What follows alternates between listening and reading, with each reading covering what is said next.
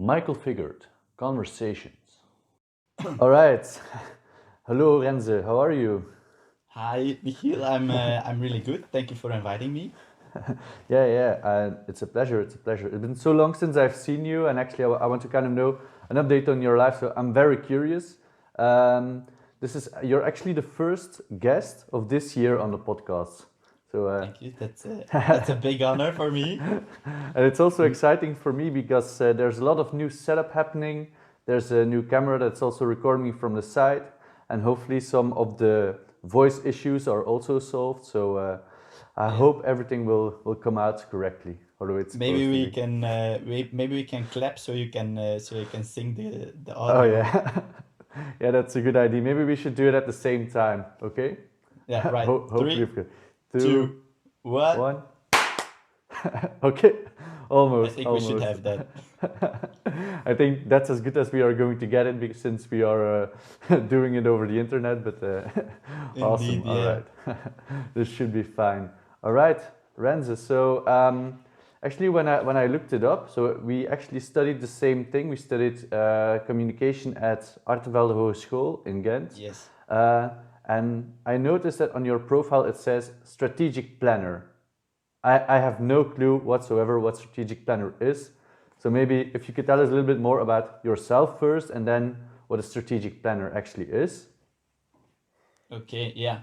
So I'm Renze, and as you said, we studied communication management at Artevelde University College together in what was it like 2014 to Mm, yeah, it should 2017, be, yeah, 18? I think so. Yeah, Yeah, 2014 or something, yeah. I guess that's Something already like that. quite a long time ago.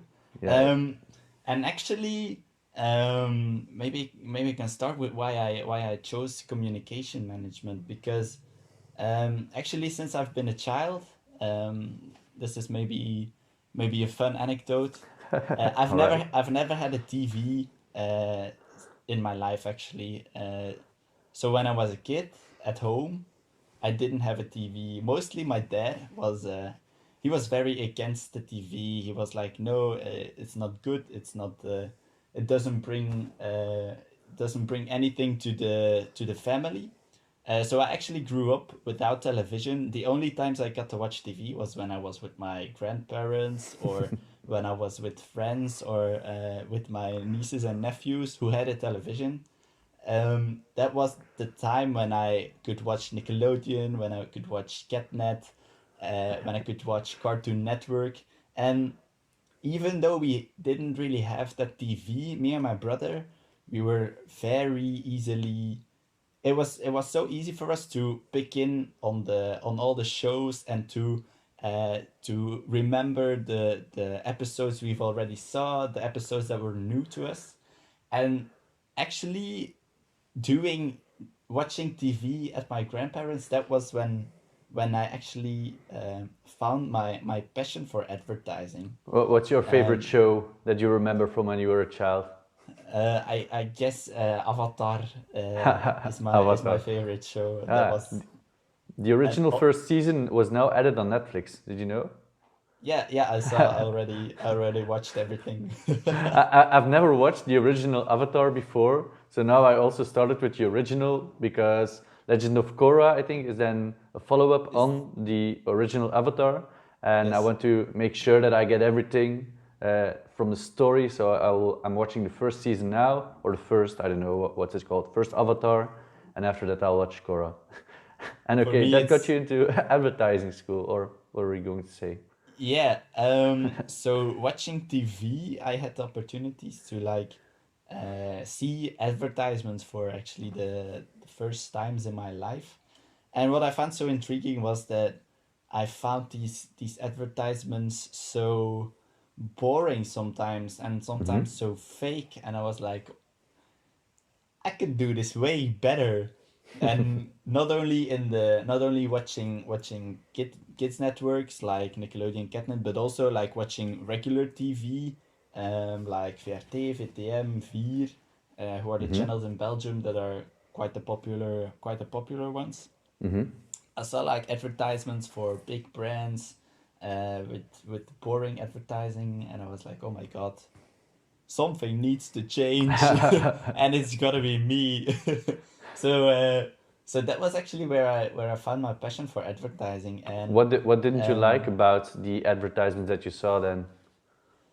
oh, that's a good question, but it's also already quite some time ago. But mostly, yeah, to me, I was still a kid at the moment, so to me, I was like, this is mostly boring stuff. I guess like, but we're already talking TV commercials in the early 2010s or late 2000s. So that was the time when I was watching those commercials. So I guess mostly they were boring, but they were also not targeted to me. So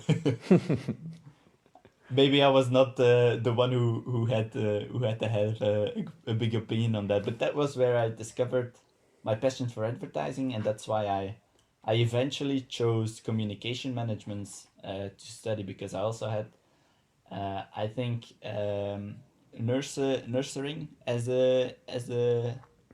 one of the choices I was gonna make, and being a social worker, that was also something that I thought was very interesting, because I do a lot in youth work and stuff. But eventually, I'm really happy that I chose for advertising as a passion, and so now I'm a strategic planner in the advertising industry. And a strategic planner is actually the one who receives the briefing from the client, or who goes to get the briefing from the client and tries to link the customer insights. So what does the customer care about? What is the customer thinking about? Okay. What are their big concerns, and how can the product or the brand help them solve this? And I try to find a match between what the brand wants to tell, what the customer needs, and together with creatives, we find a big match, and we create a concept that can then be translated into TV commercial, out of home advertising, anything. So it's quite exciting. So yeah, and it sounds like a lot of a lot of work as well. So are you, if I understand correctly, you're getting the insights from the way the brand works and the way the brand wants to be perceived, and you get the data from it from them, like past performance and so on, to see what worked with the audience and what not, and then you propose new ideas with the people that will actually think out the advertisements. Something like that, or? Mostly it's about we need a launch of this new product, or the summer is coming and we want to have this summer campaign. This is the message that we want to give the consumer. How can we translate it into something tangible, something everybody can understand, something people can connect with? Yeah, try to find the deeper layers of that Yeah. message, actually. Uh, and did you already create some of the advertisements in the end that you were proud of, or that you thought that were a lot better than the ones you've already seen when you were a child? Well, I can't go into detail of brands and stuff like that, but I was I I already did worked together with my colleagues on quite some big campaigns. Of course, I've only started for like a year now, I guess. So it's still taking opportunities and getting into new projects, because you don't get that much projects in advertising. But I had some really cool campaigns. One campaign was about the Euro Cup 2020, that unfortunately could not be played, because it was gonna be so lit to see everything that we had created coming and falling into place. I was not there from the beginning, but I jumped into the project later on, and I still got a lot of things that I could help with, that I could put my input into, social media posts, social media ads, all that kind of stuff. So I was so excited about that, and it was such a cool project. But unfortunately, yeah, we're going to do that next summer.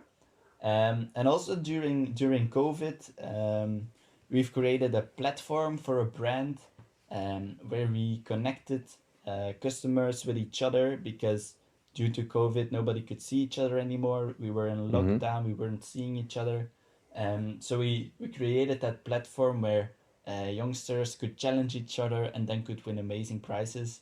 And Where the brand I is kind of on top, and then they can communicate with the customers about actions, or how did it work?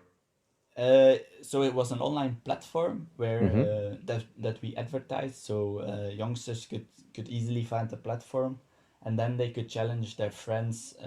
Actually, it was not really a challenge; it was more like working together to create something, Mm. Okay. and then they could apply with that for one of like quite amazing prizes. So that was pretty cool, because what I what I believe advertising should be about, and, and this is something that goes with me working in experience marketing, but I believe that um, advertising and anything about marketing should be about customers giving attention to you, Mm-hmm. because that in the end that's what advertising is about, customers giving their attention to you. And what I think is the way advertising should work is that you give something back to the customer Okay. for their attention. So I work in experience marketing, and we do everything from samplings. So sampling means handing out small samples of the product in train Okay. stations, city Mm-hmm. centers, in front of the store. So get customers to experience and try the new product. So Mm-hmm. everything from that to big festivals, creating stands for brands on festivals, creating experiences there. Mm-hmm. So it's a very broad scope, but in every part of experience marketing, we try to give something back to the customer, Okay. something that makes their connection with the brand a little more stronger. And that's why I really believe in experience marketing, and that's how I like to do or would like to do everything in the future with that in mind. Sounds so very interesting. You seem so passionate about it as well. Yeah, That's so great. It's so great to see. Regarding the experience marketing part, can you tell us some of the brands you worked with, or are you not allowed to discuss any of those brands? I'm not really allowed to discuss any brand names. That's a pity. That's a pity. Yeah, Okay. that's the big thing in communications. Yeah. All right. No problem. No problem. And do you think that the study that we did together was communication science for 3 years? How did that actually help you right now, or did you learn a lot of it in those studies that helped you right now, or? Can you repeat the question, because you I lost you for a second there? Oh, okay. So regarding all the stuff you have to do right now, how did the studies help? Like Um, the first study, so the first 3 years that we did, how did those 3 years translate or helped into doing the stuff that you're doing right now? yeah. So a lot of a lot of my co students that at that time, like you were, yeah, like you are one. Yeah. I heard a lot of skepticism about the education that we got at Echtevelde University College, but I think that it it has two sides. Like, on the one hand, we learned about the broad scope of communication management, and I guess that's what the the the educators are trying to do, is give you a broad scope about everything that has to do with communications. And we saw a lot of things, like we saw reputation management. I did government Oh, communication. yeah. Yep. We saw everything about branding. We saw everything about printing and how colors work, all that kind of stuff. We learned Photoshop, we learned InDesign, we learned to work with PowerPoints, how to present. We learned writing, Yeah, it's languages, true. French. So we saw so many things that are today quite important in my job because I have to speak French with my clients. Most of my emails are in English. I write copy in English, Dutch, and French. So I have to be able to speak and write those languages almost perfectly. Of course, and French is a little, that's Euh, sometimes a little hard. un peu plus Um, difficile, hein, Renz? ouais, ouais, un peu. But like those already are super valuable things.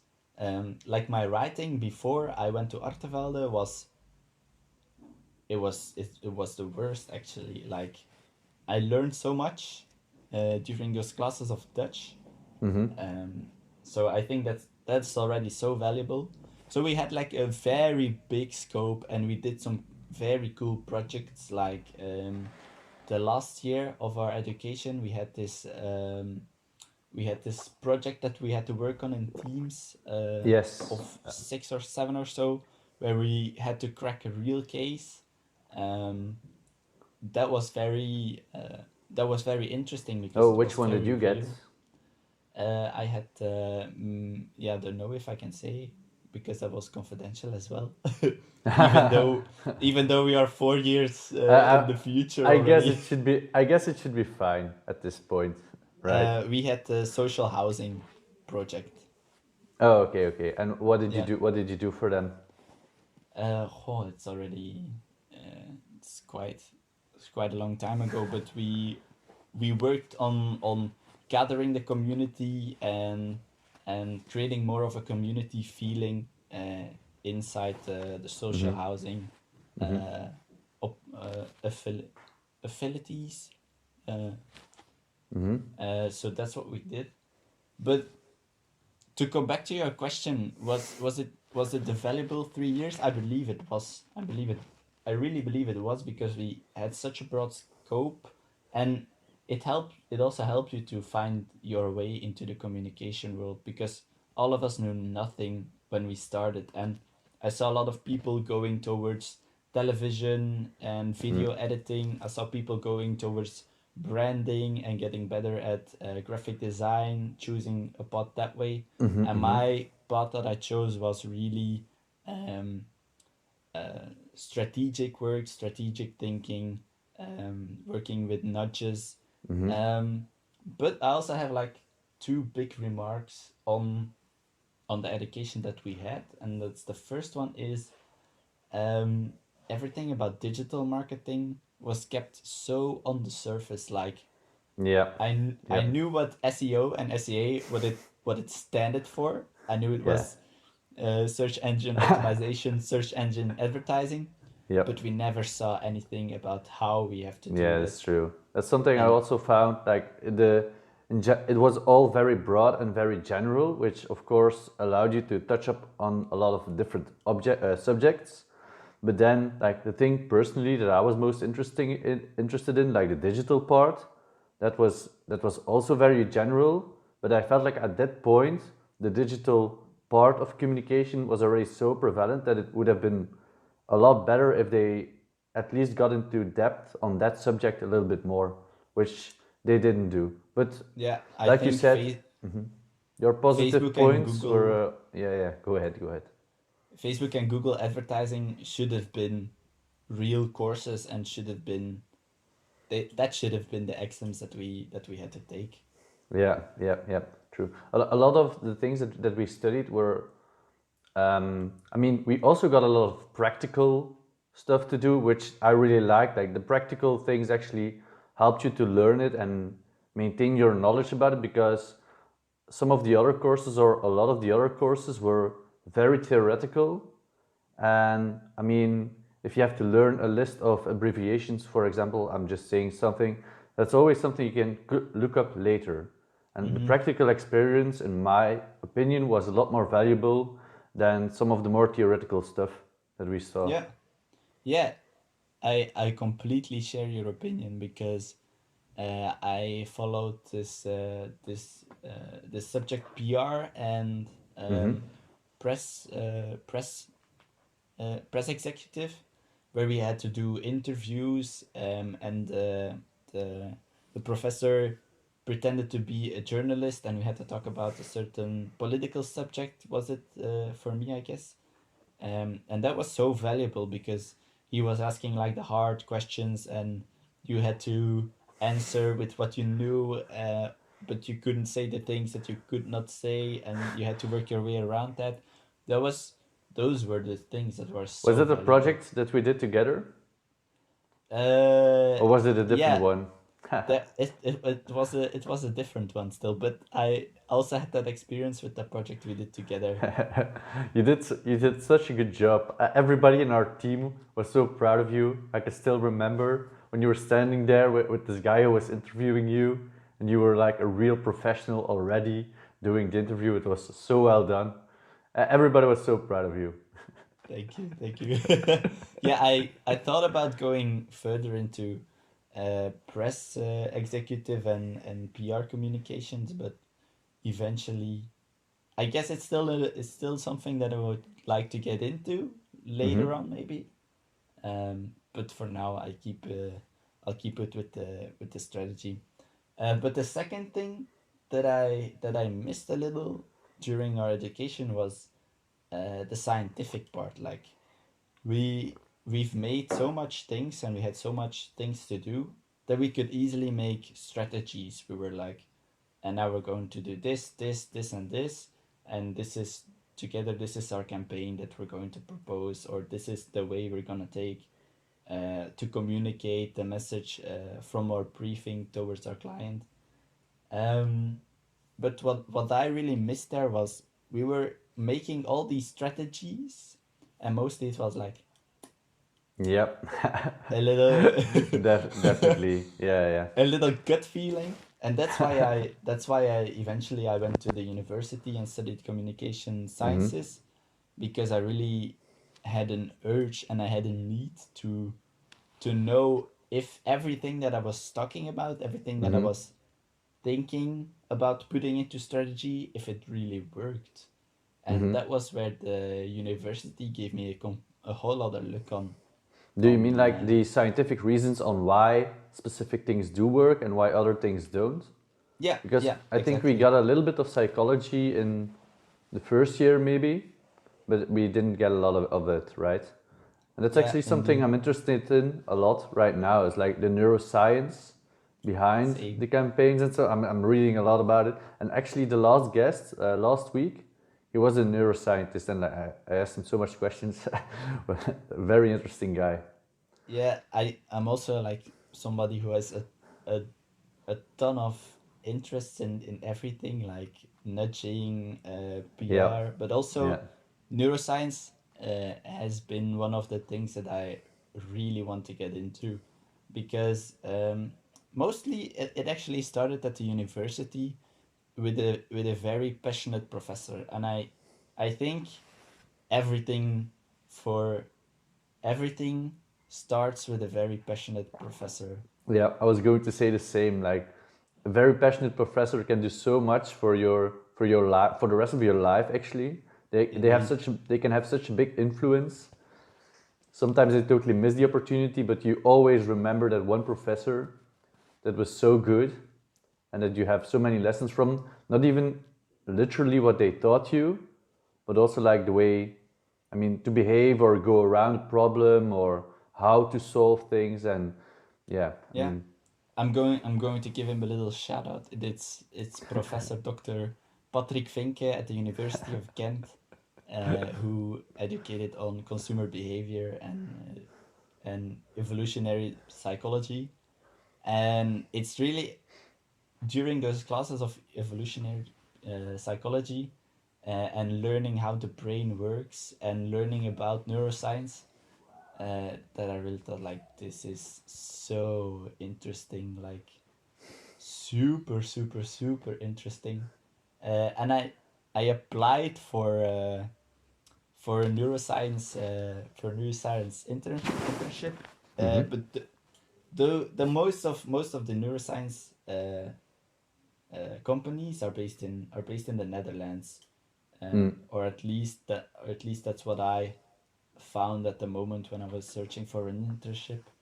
And I said like, yeah, I really want to do an internship with you guys, but everybody declined because I didn't have the right education. They were looking for Hmm. people who actually studied neuroscience.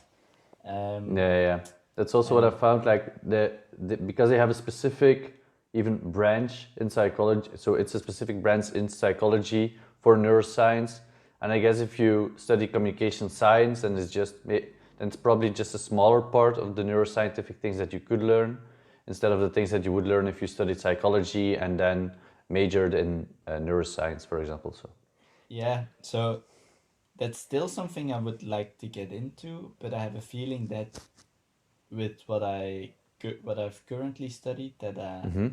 I'm not gonna get into it. Like, I think I really need an extra master's degree or an extra bachelor's degree in neuroscience to be able to get into that world. And that it sucks because I think we could learn most of the things on the job. And Yeah. I guess you and I were really eager persons to learn something. Mm-hmm. And that's something that is a little underestimated sometimes, I guess. So yeah, indeed. So I think lifelong learning, as they call it, I guess, is so important, and I definitely think that we want to do this. So how are you actually trying to learn then the neuroscience stuff? Are you just putting it away because you can't get the job because supposedly they only want people that actually have a degree in it, or are you reading about it? Are you watching movies about it, or? Well, good question.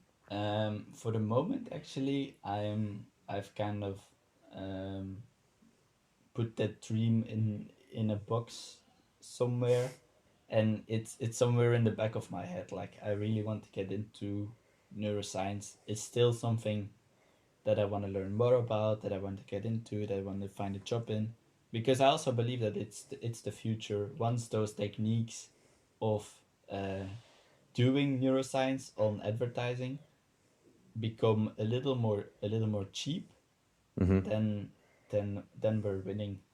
Mm-hmm. But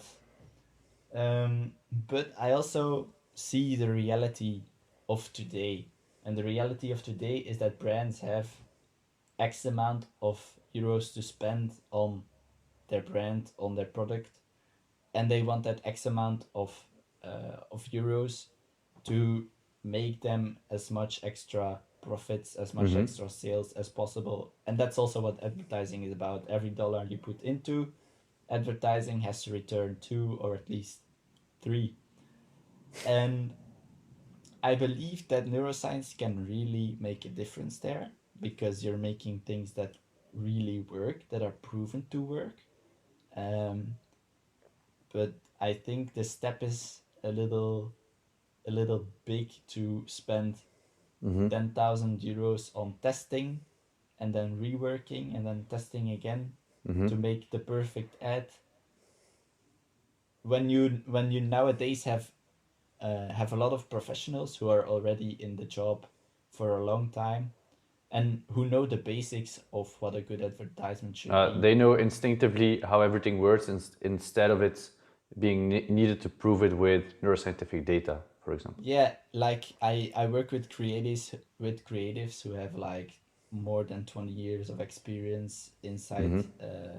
in advertising, and they know like what's important. You need a good visual, you need you need copy that is short and effective, and you have to combine that with a good creative concept, and you have to attract attention. We also know like Mm-hmm. Mm-hmm. the eye tracking sciences. Mm-hmm. People watch faces and where Mm-hmm. faces look at. um, so we still have this, and it's working right now. It does what it has to do right now. So I believe that's why neuroscience now is a bit of, yeah, a kind of expensive add-on on that. Mm-hmm. But I think the biggest points or the biggest things that you could be aware of when you're actually creating a campaign, they are already known. Yeah, Like but most of them, I the biggest ones, they know already. yeah, we know the biggest points, but the thing that I struggle a bit with is that we don't always execute on them. Um, like you know the eye tracking experiment Mm-hmm. with the baby who's looking at the customer and the baby who's looking at the copy next to him. Is it when the baby is on the left side and the copy is on the right? Yeah, Mm-hmm. Mm-hmm. and in one of the in one of the tests, the baby looks at you, and Mm-hmm. the baby looks at the copy. Mm-hmm. And when the baby looks at the copy, everybody reads the copy. Yep. And when Yeah. the baby's looking at you, everybody's looking at the baby's face. And I think those are still things that we can improve on and that we should improve on. Mm-hmm. Mm-hmm. More like improving on these things than putting extra money into neuroscience. Um, so actually, I'm more advocating to put the extra effort into knowing what has worked and implementing this Yeah. than More to on put extra executing. money. Yeah, Mm-hmm. More on executing what is known instead of trying to figure out again some new stuff that you might not implement in the end, anyways. yeah, Actually, I indeed. saw. So regarding the gaze thing, that's maybe an interesting one. So you said that if the baby's on the left hand side and he's looking to the right, so to the copy, so that would be the best way to get the people to read the copy. But also, I saw an example a while ago. I don't remember the book, but when you start looking at some of the examples, you see them everywhere. And it was a campaign for people to give money to them. And apparently, so if they have a box where you can put money in, and there's a picture with a woman that is like staring at you, like maybe a poor woman or something. If there are some eyes looking at you, Mm-hmm. you are more inclined to actually give money than if there was no picture of a woman staring at you at all. Yeah, indeed. Yeah, I think those are still things that I want to learn about right now. So am I looking into neuroscience for the moment? Not really, but I saw I joined a webinar lately Mm. about a neuroscience company in the Netherlands that was analyzing Christmas advertising, Christmas commercials, and it was super interesting. But I got the three biggest learnings out of the webinar, and I think if we can already implement on these things, like just knowing those things, we can already improve our advertising so much, and we don't even need to pay for the extra neuroscience Mm-hmm, mm-hmm. thinking. And I guess it was um, show people that are smiling and having positive emotions, because if you show people having negative emotions, consumers Mm-hmm. feel negative emotions. Um, the second thing was you can make a story-based commercial and a feelings-based commercial. Feelings-based commercials work better in general for keeping customers happy and putting positive thoughts into the minds of customers, because you But can doesn't it keep depend up. on the type of product that you are selling? Like for Um, example, the very expensive products, they are more status related or aspirational, so they should be more emotional. But like very, no, uh, it was not related to products. It was more mm, related to when you tell a story, mm-hmm, then you have fluctuations in feelings, because you're telling something. Mostly it comes with a problem, then you have a solution, and then you have a happy ending. But if you just have a feelings commercial where you have people singing and dancing to a jingle of your brand, then mm-hmm, you have these positive feelings for a way longer time, for like whole your commercial. And that's what you want to do when you make commercials. Put as many happy thoughts into the customer's mind as possible. And what was the third one? I should, yeah, I forgot. If I find it, I'll let you know. all right, that's great. I'm thinking about it. I wouldn't be able to just tell you the 3 points if I saw a webinar a while ago, so that's fine. That's fine. Oh yeah, I know. Okay. Now I know. Um, what we do in advertising is first we show our ad with what we want to tell, Mm-hmm. and in the end we show our brand and our logo. Mm-hmm. And actually, and I found this so interesting, actually it's the wrong way. Because what have we learned about Pavlov? Huh? Mm-hmm. Mm-hmm. He gives his dog food and he rings the bell. Mm-hmm. And he repeats that process time by time. And in the Mm-hmm. end, you have the bell ringing and the dog makes the saliva because he thinks Mm-hmm. food is coming. What we as a brand, what we actually already have done is we've already created these patterns, like positive emotions linked with our brand. So what we actually want to do when we're advertising is first ring that bell, so the customer has this particular piece of their brain where our brand Mm-hmm. is stored is activated, Mm-hmm. the same as the same way as the dog creates a saliva. Mm-hmm. So when we see, for example, Burger King, our brain activates the part of Burger Mm-hmm. King, and then we Yeah. see all these extra content, all these extra informations that we can store into the part where Burger Mm-hmm. King is stored, because we've already activated it before, and Mm-hmm. not first show everything that you want to tell and then say, oh, it's this, you have to store it in this part of your Yeah, brain. it's conditioning and also like reinforcing the Yeah. feeling that they get. Yes, indeed. Actually, so Conditioning and reinforcing, exactly. I saw an example a while ago, and you definitely know the company, Apple. And one of the theories why they picked an apple, but I mean, there's a lot of theories, of course, but it's very hard to verify which one is the right one. But one of them is that they chose an apple because it's an object that you see a lot in real life. And because you're primed a lot by the Apple, you will think a lot more about the products and the company Apple and the feelings that you get from those products. So that would, I mean, if I were to create a new brand right now, I think it would be very important to find an object or something or a symbol that is showing up a lot on its own, even without you actually putting your own logo out there. And then that would remind people of your brand. Yeah, wow. But Okay. then again, I mean, Interesting. Coca-Cola, for example, that's just the colors, right? Uh-huh.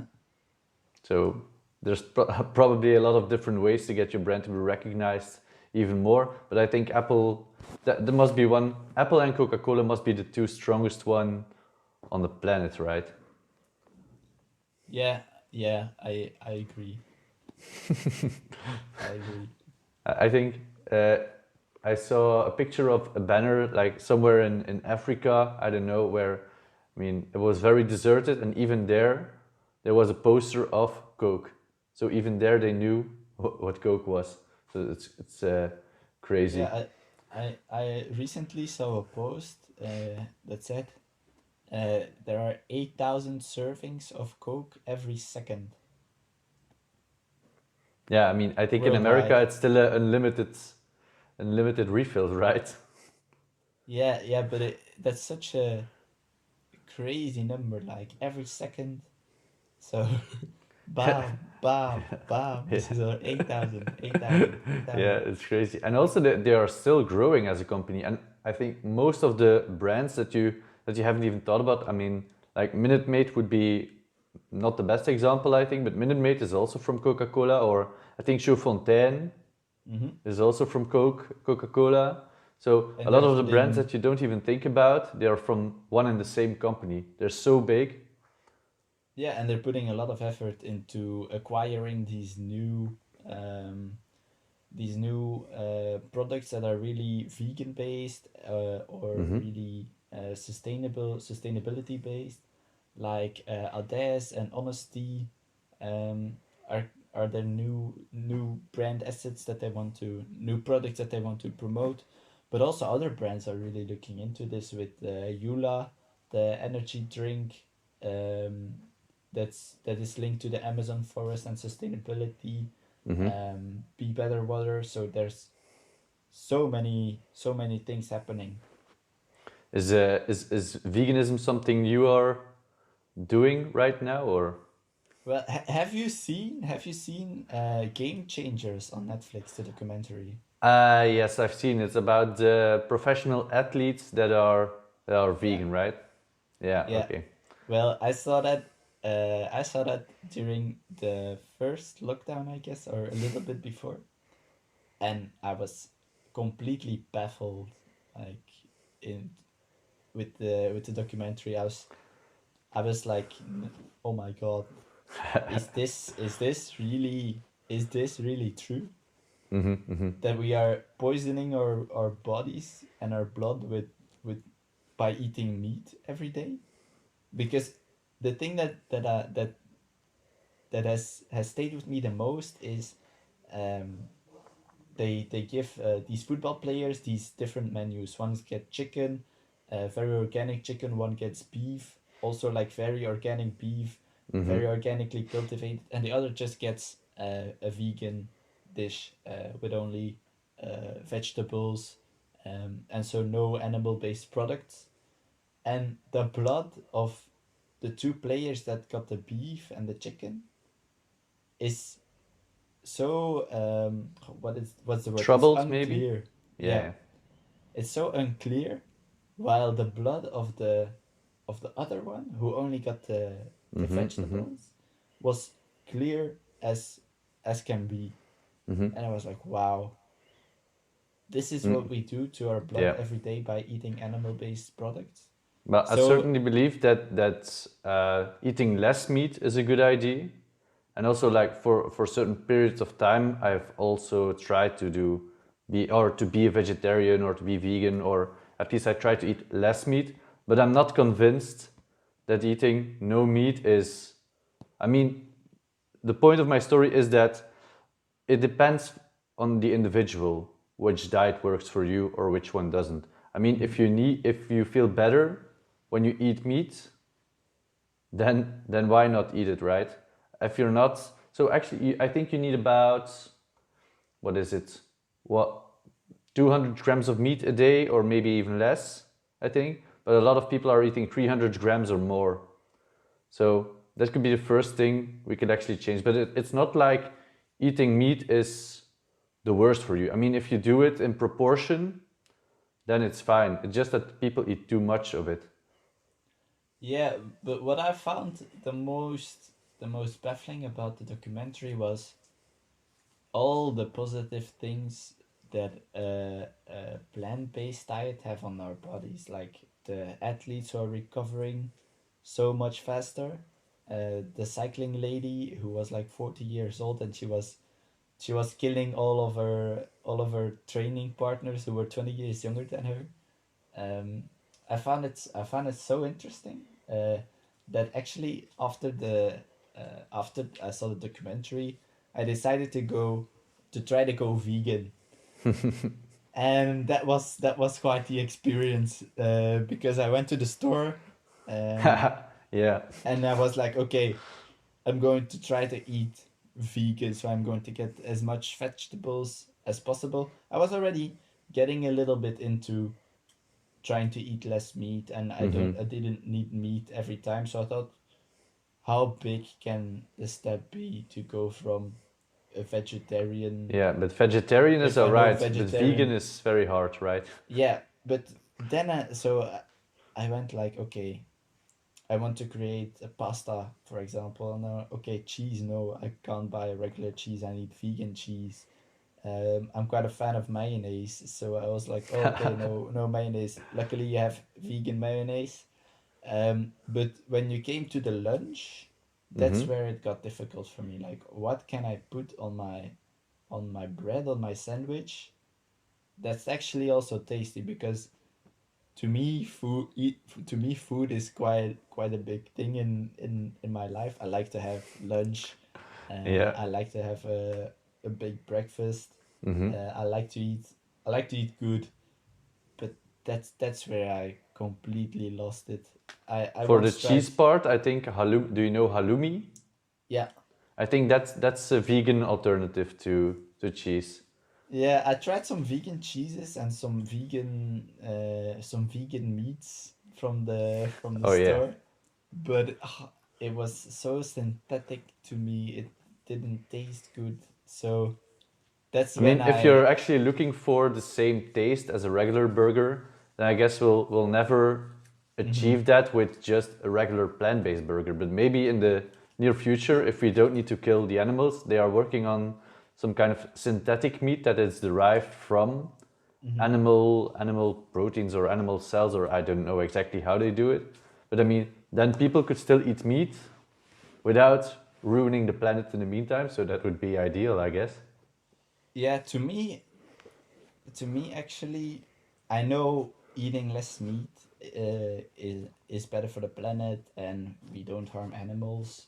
I know that, but it's not the main factor because now I try to eat vegetarian as much as possible, but I have to admit, like for lunch, mostly for lunch actually, for lunch, I can't really find things that I can stick on long enough to be a complete vegetarian. I often really Mm-hmm. need like a salami, a bit of ham, Yeah, just because it tastes so good. It works together. It's magic.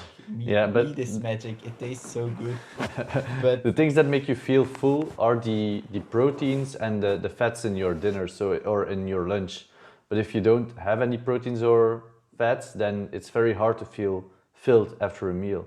But like the biggest opposition of the vegan kind of way of living is that they don't get enough protein. But it is possible to get enough protein because there are a lot of other different products, but none of the products are as protein dense, I'd say, as meat is.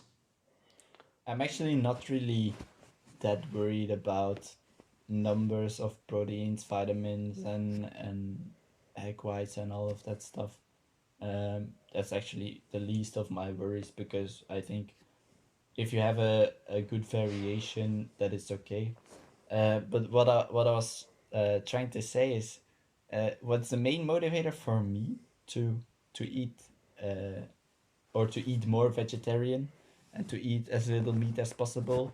For me, that really was the way meat is actually not really good for your body, and that's Why is it what I not good for found. your body? Well, Or that's what do what you I found mean? so baffling in the documentary of Gamechangers that it uh, you have you have these people who are do you know the scene with the firefighters? I saw the documentary, but it's been so long, so I can't recall it. Yeah, so it's a bunch of firefighters who are really like barbecuing, meat eating Americans, Oh yeah. but who are Mm-hmm. all dealing with high cholesterol, heart disease, and all this kind of stuff. And they put them for a week for the experiment. They put them on a week of plant-based diet, and the effects are crazy. Like um, their cholesterol has dropped by all with almost all of them. It has dropped to normal levels. Mm-hmm. They don't have to take medication anymore to get to have a lower cholesterol. But that's Their because they chances of. already had pre-existing records of problems, right?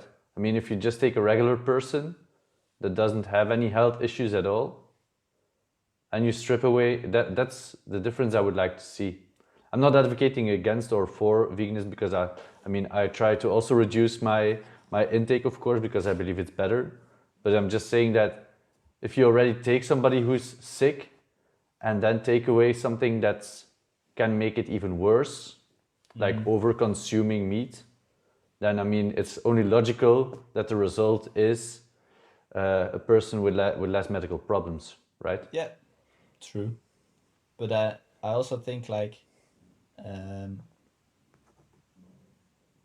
if those are the benefits that are created to persons who have a record of over abusing meat Mm-hmm. that are so positive, then I think there's a lot of positivity in trying to eat less meat. But again, I'm also still on the on the salami like It's just so uh, delicious. yeah, Yeah. that's I think that is the main thing that is keeping me from going completely vegetarian. There's nothing that can replace Mm. the deepness of meat in a dish. Yeah. If you put meat into something, it's like when you use plants, you have like this kind of layer of flavors.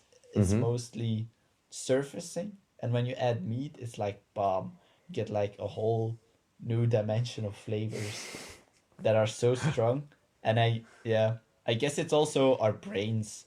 Our brains are focused on getting salts, fats, and all that kind of stuff to help us survive Mm-hmm. because we're Mm-hmm. wired as human beings to gather as much Mm-hmm. fat and salt and minerals and stuff as Yep. possible because you never know when we're gonna eat next.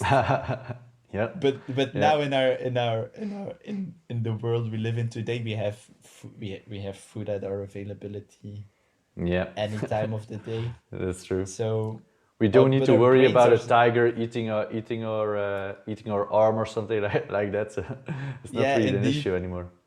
And wow, we're getting back to the neuroscience. I feel it. But that was also what we saw with this very passionate professor who was like evolutionary Mm-hmm. psychology, and how it really affects our Mm-hmm. brain nowadays. Mm-hmm. How we actually live in a hyper a hyper space of reality right now. We are so advanced, and our brains are so fucking old. Like we have the brain that our brain has not developed in a very big way ever since we came out of the Mm-hmm. savannah 100,000 years ago, because this is evolution. It's taking so many years for our brains to get used to something, adapt to it over Mm-hmm. generations. The complete Yeah. Darwin story, the theory, um, Mm-hmm. and nowadays things evolve so quick. Social media is one thing, um, Yeah. misinformation and all this kind of stuff. Mm-hmm. It all hammers in on the weaknesses of our stone aged brain. Mm-hmm. We Mm-hmm. everything is being manipulated to work in our stone age brain to trigger the Mm-hmm. things Yeah. that we So are so vulnerable for. mhm. I read that like hundreds of thousands of years ago, like the way we would get dopamine or dopamine rush, that would be from maybe shaking off a tiger that was chasing you, or Mm-hmm. seeing Just somebody. gonna put in my charger Yeah, because I see my laptop that's is fine. already going out of battery. That's fine. You got your dopamine rush to to get it charged very quickly. Um, the current social media platforms, they are designed to give everyone these dopamine hits, Uh-huh. so many or at such a high frequency, and we never had to deal with that amount of dopamine hits at a time. So our brain just can't handle it. Just like you said, we are working with an Asian brain, and it just doesn't know what to do. We're getting addicted so quickly, and there's Mm-hmm. no way to get rid of it just because our brain isn't able to respond to it anymore. Yeah, and I noticed that I know how everything works. I saw it in class, and I was really passionate about it. So I read some books about it as well, and still, like TikTok, it Mm-hmm. is so addictive. Why is it so addictive? Because it gives your brain a dopamine hit of 15 seconds. Yeah. And then you have like, okay, but if I swipe up, there's something new there, something I haven't seen yet. What is it? I And want to it's know. also the unexpected thing. Like Yeah, indeed. previously, the social media platforms, I mean, at the start of social media platforms, you could kind of go to channels that had the exact content that you wanted to Mm-hmm. see. But right now, TikTok, it just, you swipe up, or which way is it? You swipe up and you see a video, but you don't know what you are going to get. And sometimes it's exactly the one that you wanted to see, and sometimes like, no, okay, but that's what makes it addictive, right? You don't know what's Uh-huh. going to come up on your screen, and you're just waiting for the one. It's Indeed. kind of like gambling. It Indeed. starts to Indeed. look like gambling. Indeed. And it has all the same techniques that are as addictive as gambling. Facebook, Instagram, WhatsApp, they use it as well. They use these techniques that are so similar to gambling. And I actually, some weeks ago, I deleted TikTok because I saw that I was completely addicted. And I Is it deleted the app the for like 2 weeks. Uh, and now but it's installed again? yeah, it's installed again. It's installed again for sure. But I feel like, But it's for your job, right? yeah, That's the what, excuse. re- yeah, one of the reasons really, yeah, it is kind of part of my job because it keeps me into Gen Z culture. It keeps me involved in the hypes that are at the moment, challenges that are popular. I think as a part, and I'm not kidding, but as a part, it's really, I see it as my duty to follow TikTok and to follow any new platform because it's advertising. I have to know what people are doing right now. I have to. It's my job. That's why I do as a strategic planner. But also, I managed to create like to create this algorithm in TikTok that offers me content that I also really want to see because TikTok is not only 15-year-old girls doing dances and the renegade and whip and all Yep. that kind of stuff. It's also really, really good content creators who create valuable content in a very engaging way, and yeah, I really get input from it. I get things that are videos that I save because I think this is interesting. I have to do something with it. What are the Um, videos that you are seeing on TikTok then, right now? uh, I see everything from investing to crypto to um, psychology to advertising. Uh, yeah, really everything. Are you in the crypto market, Renze? No, no, I'm looking into it. Not yet. I think Wait, I'm a wait, little bit late as well. wait for the drop if it's going to drop again Yeah, sometime. yeah, yeah. Actually, I had a conversation with a friend yesterday about crypto and about the way the banks respond to that. Which maybe you don't know, you know why it is, but so a lot of people are starting to be against the banks, right? So they have the power for your money, and you can't really get all your money if you want to, or you're actually losing money while it's in there. Uh, and a lot of people, and I think it's especially because of the stimulus checks in America, I don't know, that are putting their money into Bitcoin because you're like, okay, but if I put it on my bank account, and it won't do anything at all. But the way the banks responded, or at least in Belgium, they are starting to ask for even more money to put your money with, with them. So that's crazy, right? KBC, for example, they are now starting to sell subscriptions, or it's kind of like a subscription for your cards. But that would be, in my opinion, that's like the opposite thing you would have to do if the danger right now is that they all go to a different platform to work with their money. Yeah, indeed. Yeah, you're completely right. But still, And I yeah. think people are indeed losing confidence in central banks because we had so many crashes. We had the euro crash. Uh, everything's crashing, and it's no longer backed by gold. That's one of the things. Uh, but yeah, then Bitcoin is also not backed by Yeah, anything. but It's only valuable if everybody agrees that we're gonna.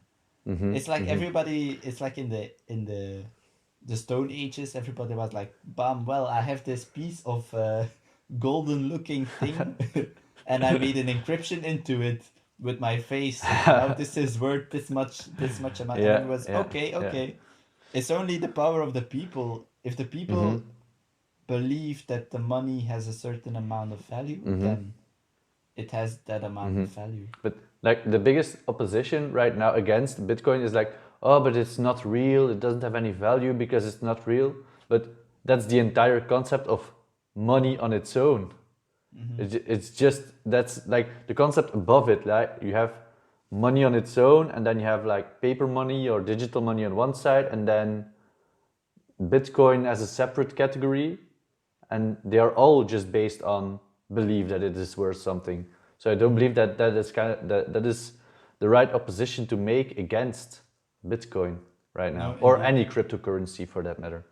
Are you in Bitcoin? So actually, I had some Bitcoin about a year or two ago, but I sold it because it was very volatile, and it still is. And I mean, my heart was going up and down every time it was worth more or less more, because I was afraid of losing the money, I guess. And I just took it out of the market. But so I'm not into it. I also had Ethereum at that point. Um, Bitcoin, I think I bought at the price, at that point it was 7.5K. So if I just kept it right now, there would already be a big improvement, but I didn't. But I am investing in the regular stock market right now. And I feel this is just a better, it's a little That's bit better. also that's also something that I I kind of pity it that I had to learn that myself. Like last year, I really got into financial literacy, and I noticed that I knew nothing about money. I was not really invested with money, but also at the time I was still a teenager. Money didn't really matter to me. It actually never really mattered to me when I was a teenager. I didn't do lots of uh, jobs, teenage jobs to get lots of money, but I also wasn't a really big spender. Like I didn't do very expensive traveling. I didn't went to very large music festivals or so. So I had very little costs. I went to parties that were in the neighborhood, like scouts parties and stuff like that. Those are the cheap things, and Yeah. I could always find my way around with the things I did. I gave training in jump rope. There I got some money, and mostly I worked on the animated playing grounds. That was like really my passion, uh, where I found a lot of fun in. Mostly it was as a volunteer, but when you gain some experience and you get a little more a little more responsibility, you get paid a little more. So I actually never thought about money. Wasn't really What did you do interested with your into. money then that you earned? Because you said you didn't spend it, it was just. The thing I actually always just had enough. Like No. at one point I would have to buy a new cell phone. Okay, then I always had like enough. I didn't really save a lot. I didn't really had to draw a Okay, lot of okay. out of my savings. I just always had enough. It Okay, was okay. just always fine to come around.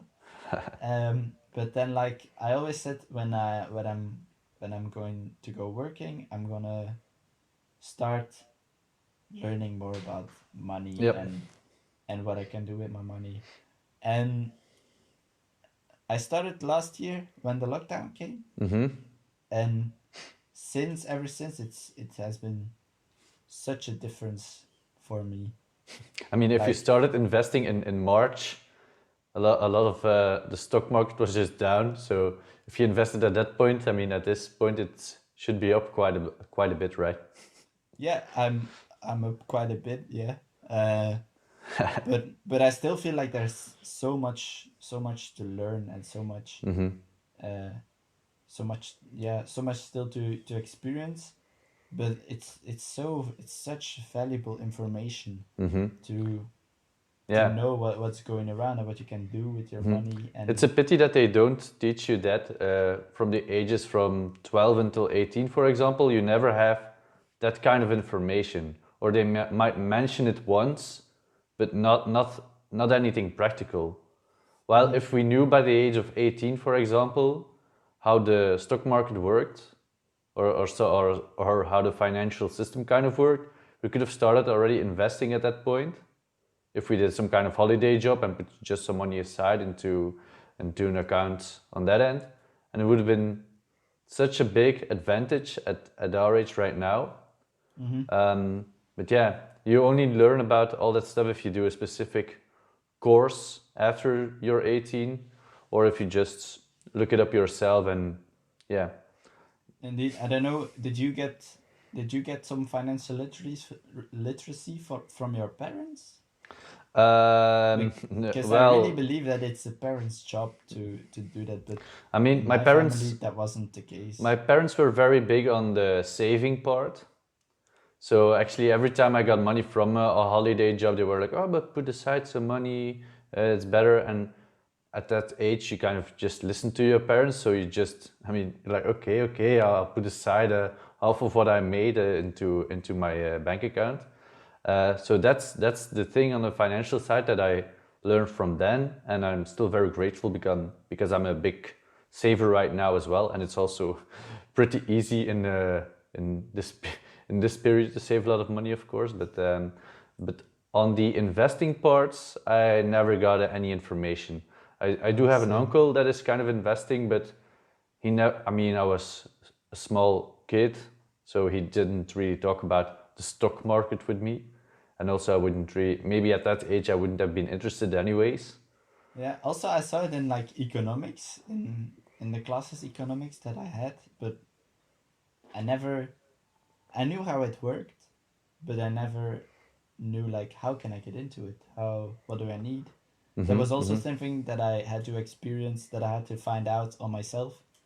But now it's like a really big passion to me. I watch investing videos. Yep. Almost every day I'm checking my portfolio. Uh, But and that's it's not necessarily a good thing to do, right? You need to let no it no no rest no there. no. And You can't be too involved. But yeah, but I can I do the manage same. my emotions. Every day I'm just checking. Oh, am I up or down?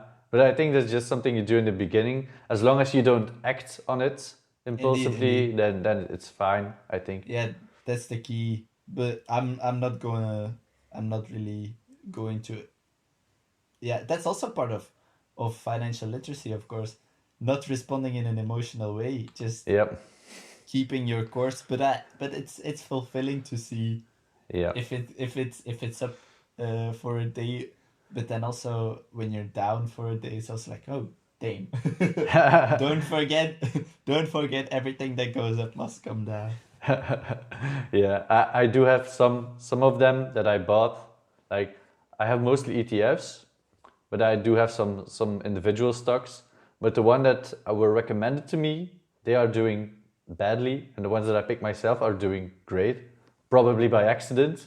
But but anyways, they kind of cancel each other out. So like a diverse portfolio is also one of the first things that I learned is very important. So Mhm. I try to keep that in mind while One of investing. the things I blame myself for is not buying into Tesla when the stock split Ah, came. yeah, yeah. I Like, think, yeah. stupid.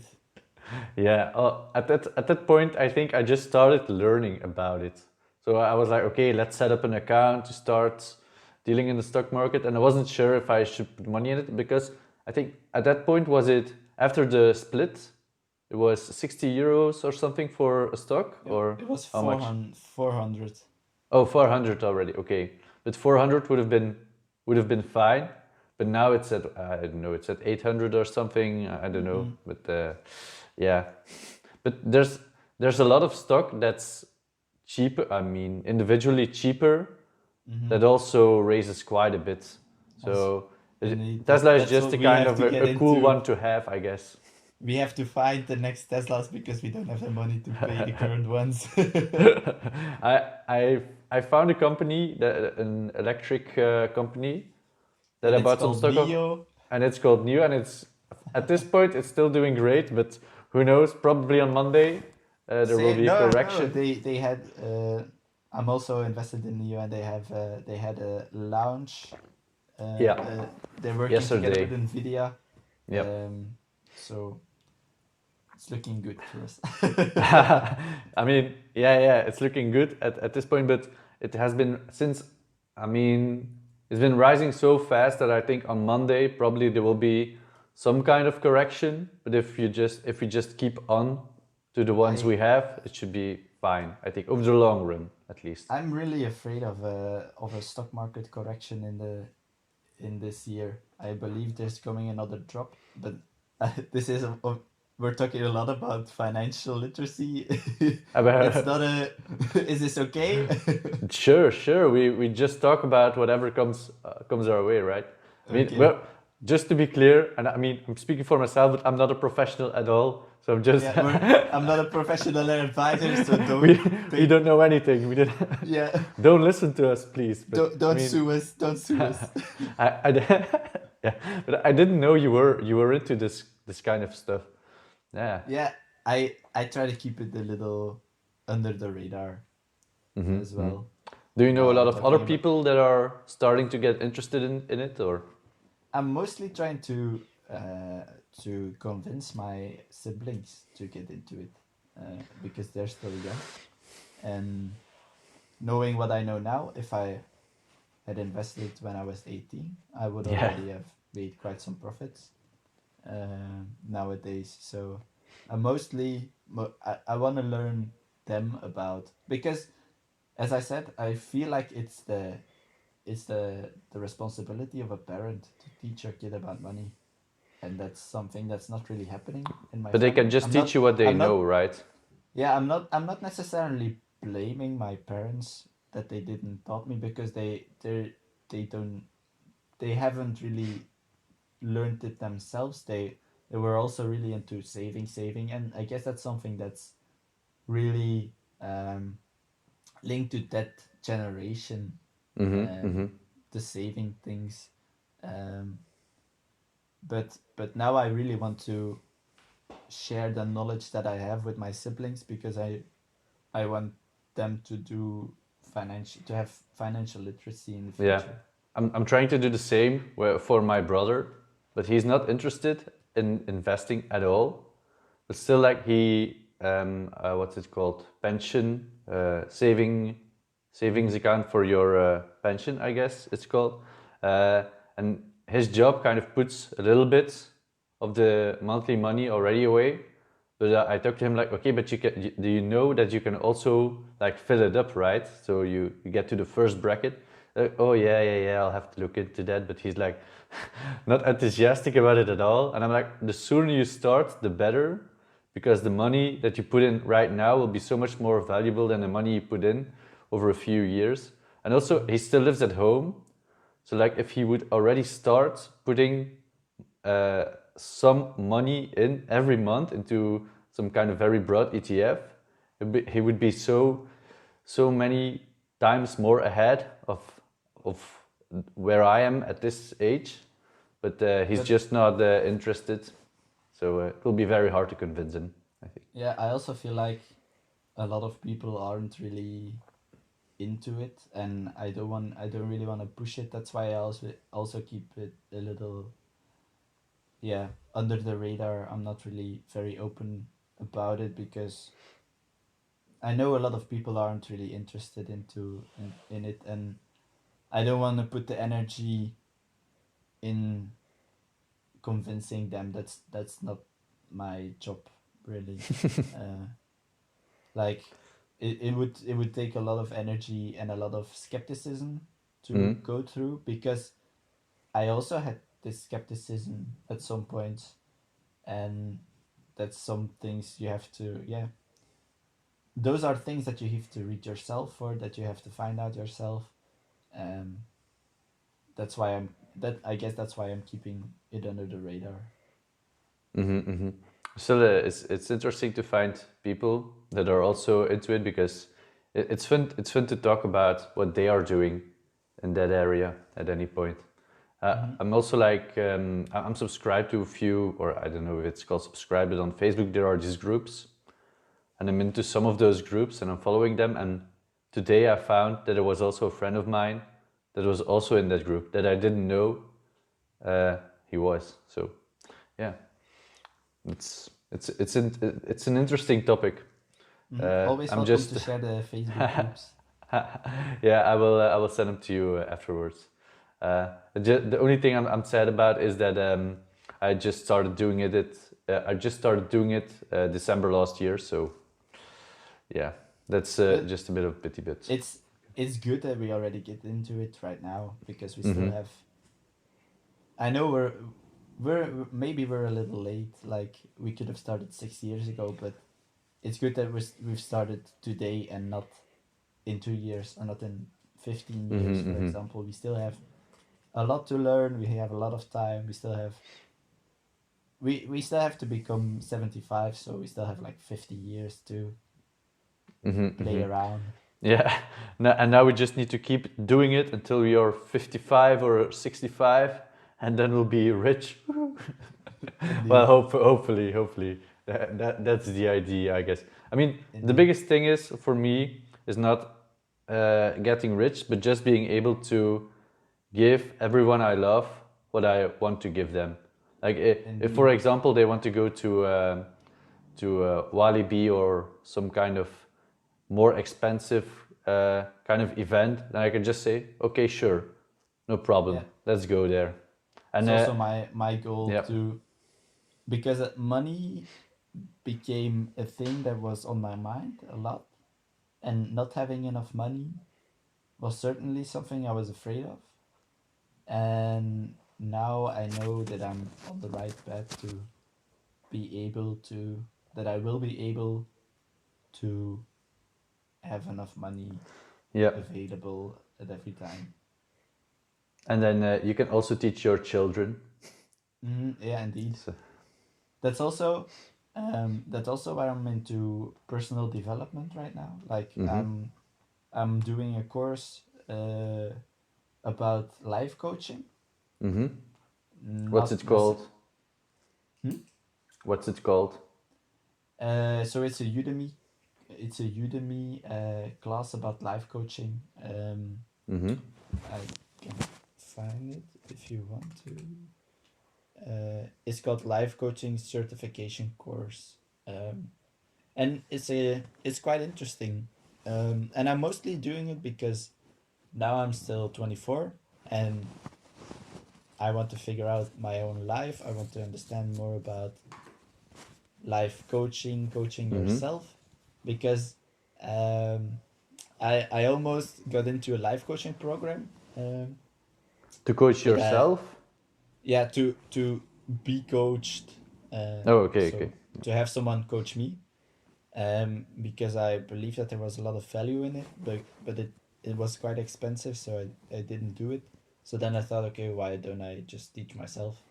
Um, and Udemy always has Yeah. sales on courses, so I only paid like 15 euros or so. Yeah, it's always Um, normally it's 200 bucks, but now it's 10. It's like, yeah. okay, always, all the time.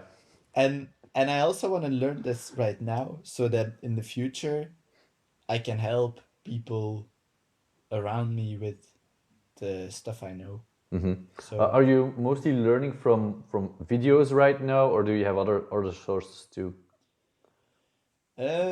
well, I what I notice is that the best way for me to learn still is to be taught, to have someone teach me, to have a professor and a class. And Okay. like, actually, I've been thinking about it to go back to school, and to start studying again, not in like a really high pace, but I would love to get 15 extra degrees or so. Like, it really excites me. um but of course right now that's not really possible, so I go to online courses because they're available, they're cheap, and you get like quite the same experience. Cheap is maybe not really true, because I also paid 600 euros for a course a while ago. um And was it but these worth it? courses, the thing with these courses is that you have a path, and that works best for me. I have a path that I have to go through. They teach me things. They give me valuable methods or frameworks or stuff. And at the end, you get a certification. Yeah. Also, that is quite important for me. I also try to read a lot, but I notice that I tend to read, and you always do something with the information that you read within the week. Like, you remember it for a week and then you forget about it again. But the And thing, the way to keep the knowledge there is to actually do something with it, right? To transform the information that you read or that you watched on a YouTube video or a Udemy course, and then actually transforming it into something else. And that's what makes you remember it. But if you're just reading a book and letting it slip away, there's so much information right now, and there's so much things that I've already learned about, read about, and I think I would pay a lot of money for a tool that would help me structure everything that I can recall the information that I learned in a very quick way. That would be super valuable. So, do you know Anki? No. Do you know? So it's an application, and I think you can use it on desktop as well. And it uses the technique called space repetition. So it's the idea that the things that you don't have to repeat as much, but the things that you don't, or that you have trouble with remembering, they ask you the question again and again. And you can just add these cards, for example, or you put a question on the front end, for example, and then you type out the answer on the back. And then it will automatically, the algorithm will automatically present you with cards, and you just have to see if you can answer them or not, and it will automatically present them more or less, depending on how good you store the information that was asked. Okay. So that could be a really good one. Can you send me a link after the podcast as well? That would be so valuable. Of course. I'll send it to you. So the way I try to use it is for the like the countries and capitals, or actually for paintings as well. But the problem is you shouldn't really pick a deck that was already created. There's a very big value in creating the deck yourself, because then you've already kind of seen the information before and you already have some idea. But if you're just starting on a deck on a subject that you know nothing about, then it's really hard. So that's not the way to go. So if you would so for example, for your life coaching certificate course, it would be very nice if you could watch the entire course, and then some cards were automatically generated in Anki, because you've seen the course, and then you probably still remember somewhat how it worked, but then you would get questions and you would need to respond, and I think that would be ideal if in some way that could be generated automatically. Yeah. Not sure how it would do that, but super valuable. Yeah. And what was the book that you were reading when I asked you to come on the podcast? Yeah, it's this one. Strategy is Your Words by Mark Pollard. And I have to say, it was a very expensive book, mostly because it has to come from America. And Mark Pollard is a very known advertising strategist, strategic planner, same thing that I do. But the book is quite a difficult experience, actually, because he writes in such a brilliant but also very elaborate way that I often feel a bit lost, but yet I'm able to get everything out of it that I want to. But I'm me personally, I'm really the kind of summary guy. Like, I don't want to read a book that's 400 pages. Why don't you just tell me in 50 without all the extra? Like, I'm really somebody who finds value in short, actionable things. Yeah.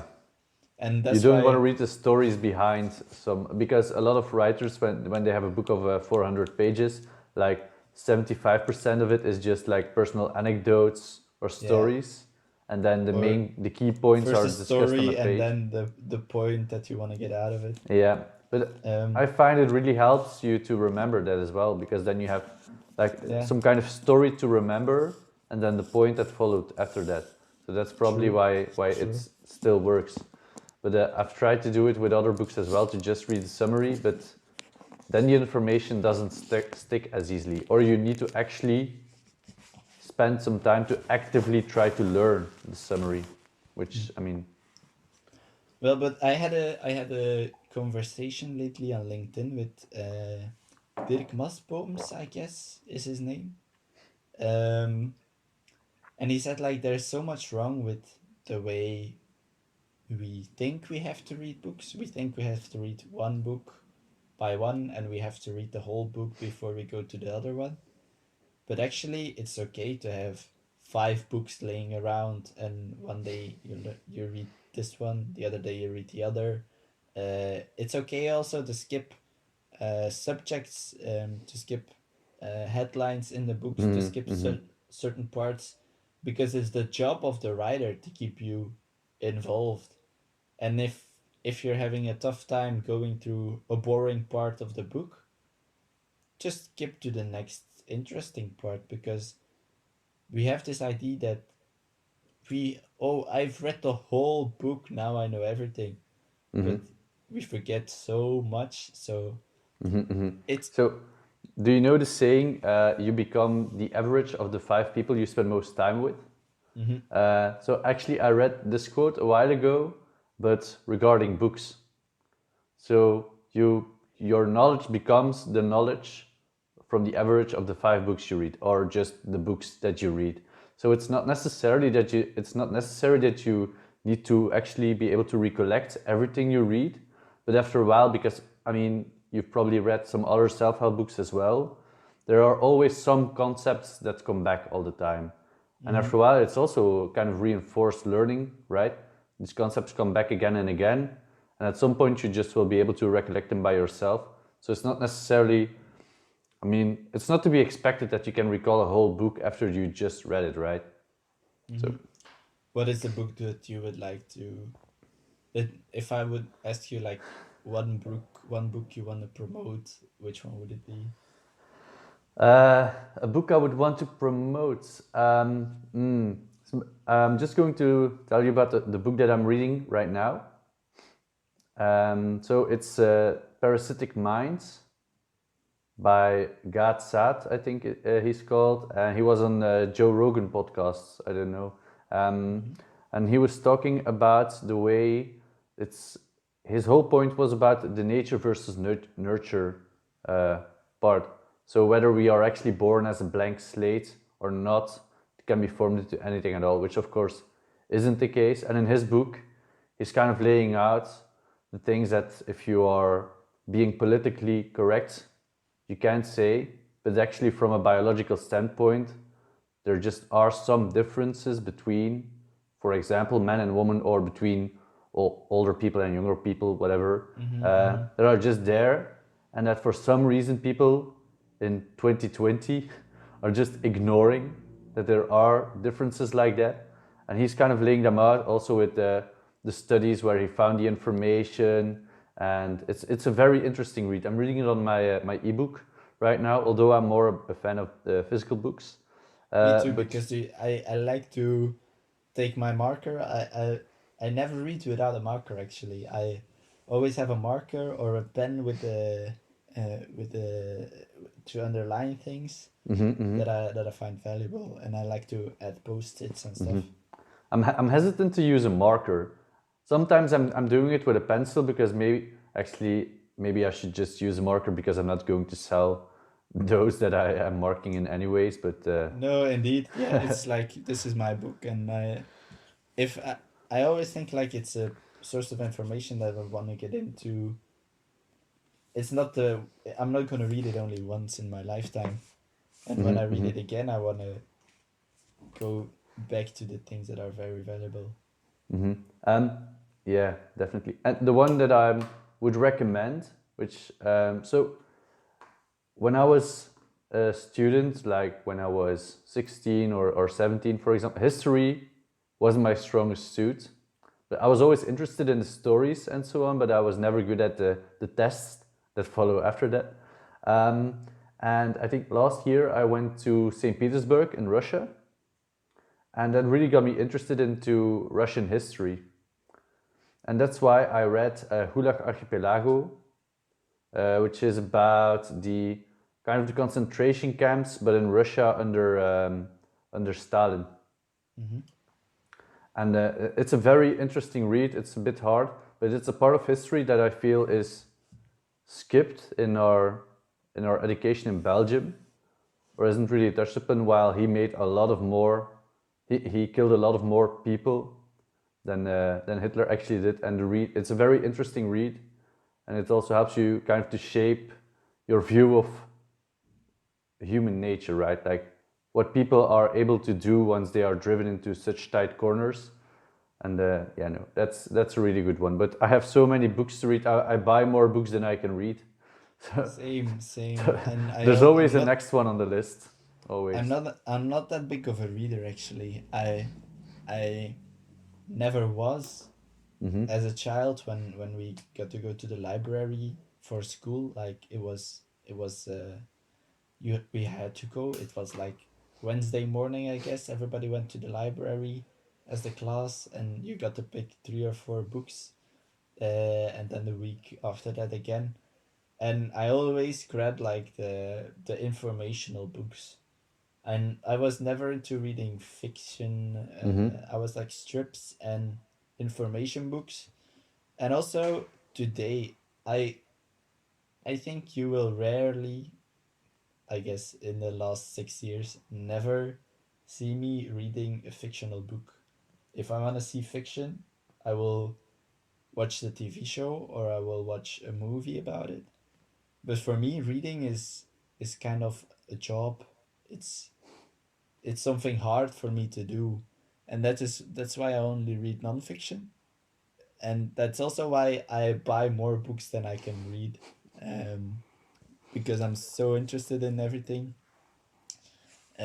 Yeah, but it's also taking me quite a while to get through a book. Now, Mm-hmm. yesterday I had a good read, and I think I read on my laptop. It was an ebook, Mm-hmm.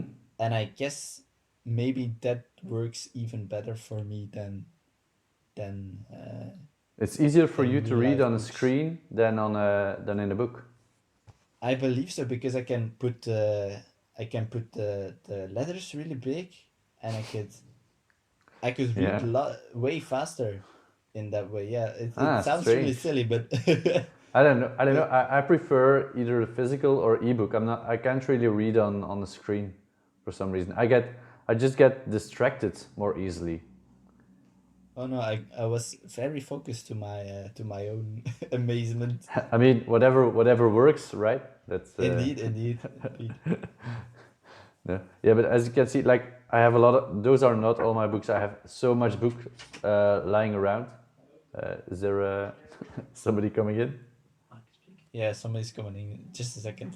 Yeah. We gaan iets bestellen. Waar moet je in? Zeg, je zeggen McDo bestellen. Dat is goed. Maar weet je wat, ik zal straks wel gewoon zelf bestellen. Ja? Oké. Sorry.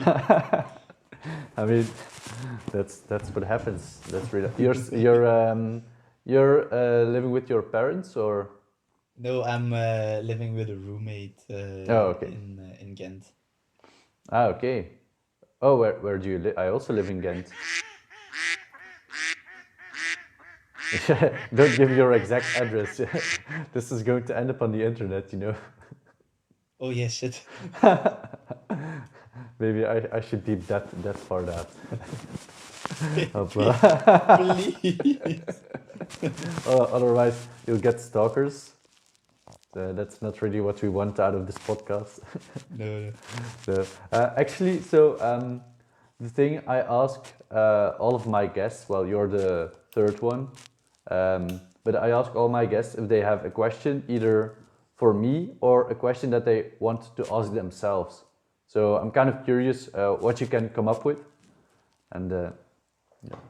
Well, there's lots of questions Okay. that I want to ask myself, but to most of them, or I know the answer, or or I'm thinking about, or it's more like a question like, what would you do in the future, or what will the future bring?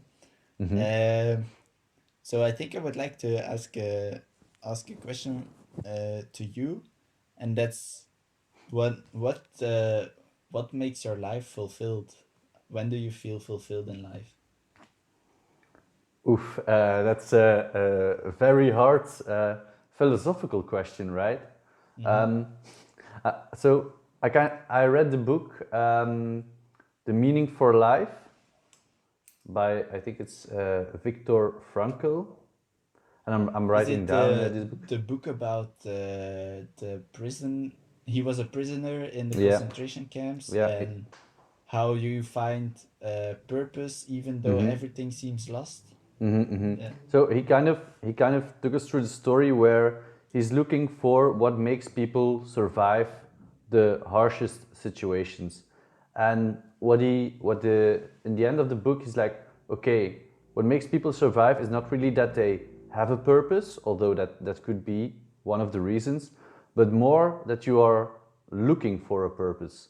So even though you don't know what your purpose is, if you're still looking for it or actively like looking forward to what's next, then all will be fine, or you're more likely to survive kind of these harsh situations because you have a positive outlook on things and you expect things to go better. And that's Mhm. something that I also try to live by. So if I'm not feeling as happy or fulfilled, which might happen, I'm thinking, okay, so do I is there something I want to do, or is there some plans that I have that I might want to execute on in the future? And I'm like, okay, if that's my plan, what can I do to kind of get to that point? Mhm. And I think that's what makes uh, your life fulfilling for on some end. But maybe that's not exactly what you meant by what's a fulfilling life. No, Um, no, no, no. Think that's a really good answer. well, what would fulfill my life is, I mean, it's very traditional, I think, but having my own family in the future, to be able to do everything I want, or that they want to do with me as well, um, that would make me a very happy man. And if in the meantime I could just do the stuff that I love as well, it would be great. Mhm. I mean, it's sometimes it's just in the small things, but I think already knowing these kind of stuff really helps in actively trying to make your life as fulfilling as possible. Mhm. How does it work for you? Well, I'm somebody who like maybe you already noticed during this podcast. I'm interested in lots of things, and Mm-hmm. I also want to do lots of things, and that's also why I can't really focus on certain things in life. Um, like um, you're never gonna see. Yeah, I want to do. You have like all these things that you want to have in order, right? Financials, your sports, Mm-hmm. love life, everything, and I also want everything. And I don't know what so much things to learn and know about. And I'm an ADHDer, so I have a very fragmented attention span, and I get Mm-hmm. bored really easily. So you always see me doing other things like reading. I can start reading one book and the next day I'll read another one, or I'll say to myself I want to improve this part of my life, and next day I will be working on something else. But I guess it's just about how you say, just keeping purpose, and or keeping looking for purpose, and keeping adding purpose in any way that you want Mm-hmm. is what is fulfilling. Do you think it's necessary to find a single thing to focus on, or is it not Um, necessary? I believe that if you can focus on one thing and work work on this thing, very dedicated, that you can improve on this a lot in a very short time. And if you always do small bits, then Mm-hmm. you're never gonna get so far ahead. Mm-hmm. So that's a bit what I blame myself, but it's I guess it's how it is, and I have to accept that. I kind of recognize yourself and me as I'm also interested in a lot of different stuff, and that's also why I like talking to just the different people on the podcast as well. Just because whatever you're gonna throw at me for information, I will be like, okay, tell me more. I want to know. But I think at the end of last year, so I read a lot. I read Think and Grow Rich by Yeah, Napoleon Hill, so and the also main read it. point. I also read it. I have it lying here. And the main point I got from it is actually that just action is the most important thing. Like you can have so many ideas or have it thought out so well, if you just don't act on any of the ideas you have, you won't get anywhere. So right now I have these ideas in my head of things I want to do, and some of them I've already acted on, like the podcast, for example. I could think about it for months and like, oh, but how will I light this and how will I film this and how will I edit it? Instead of just starting with it, and maybe the first one or the first two or 10 or whatever don't look like anything, but at least I'll get some experience on the way and it will gradually improve. And I think that's what's most important. The thing I found very interesting about the book as well was the way you can manipulate your unconscious brain. The power of And thought. the power of the unconscious, indeed. And I'm still very interested in working this out. For a little time I try some things out, to really plan your unconscious brain and to crave it, to carve it the way you want.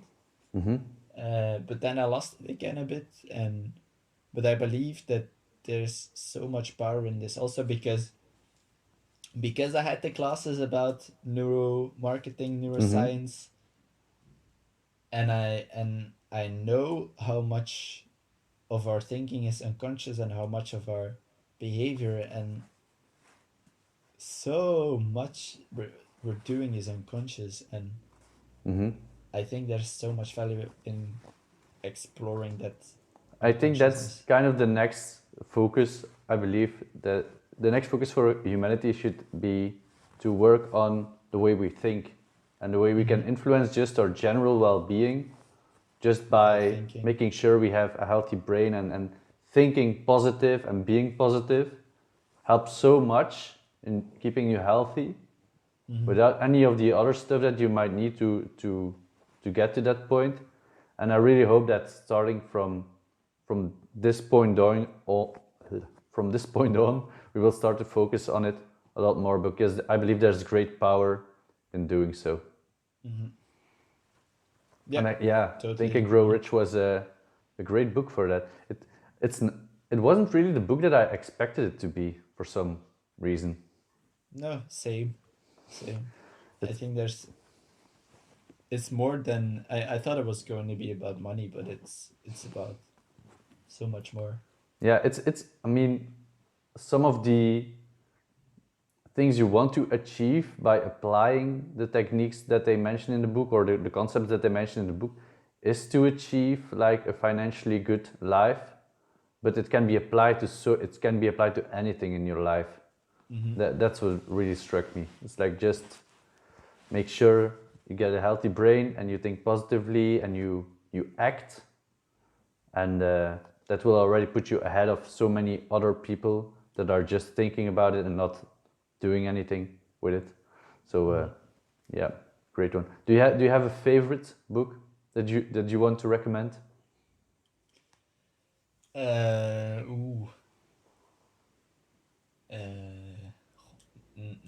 Not really.